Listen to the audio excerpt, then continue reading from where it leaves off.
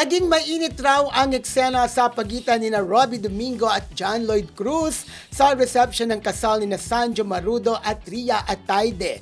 Kalat na kalat nga ang balitang muntikan silang magsuntukan rito, kaya kung papansinin umano ay walang nakakuha ng video sa reception. Correct. Alam mo kung bakit walang video? Kasi beforehand pala, binigyan sila ng clutch bag na doon ilalagay ang parang pakiusap ng mag-asawa, na doon lagay yung mga cellphone nila. Para kung magwalwala man sila, kung ano-ano gawin nila doon, hindi mabibidyo. Tama nga naman, di At ba? hindi lang yun. Kasi di ba sinabi rin ng ating kaibigan, actually ang unang nagchika sa atin na bukas pala ang kasal ni Sanjo at saka ni si Tita Long, di ba? Kasi nakaabang yung mga video nila Correct. sa simbahan. Kaya pinaalam na sa atin kaagad yun. At saka isa pa, di ba? Hindi na talaga nila in-announce. Oo, Talagang yun na ulang nga, na lang. correct. Oo, parang medyo iwas din sila talaga sa sa publicity din ng kasal na yun. Inilihim rin talaga nila. Oo. At yun yung nga, kasal. kaya muntik magsuntukan kasi parang nasita ni umano ni John Lloyd si Robbie Robbie. Domingo na sinabi na, how does it feel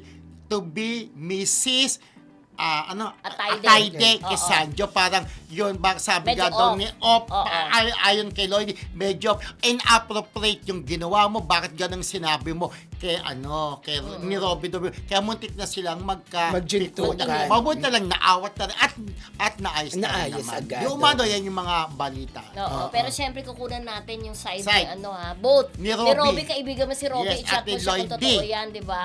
At ni Lloyd D, di ba? Yes. Ang ating kumparing Lloyd D na hindi pa Yes. natin nakikita hanggang Kumpare, ngayon. di ba? Correct!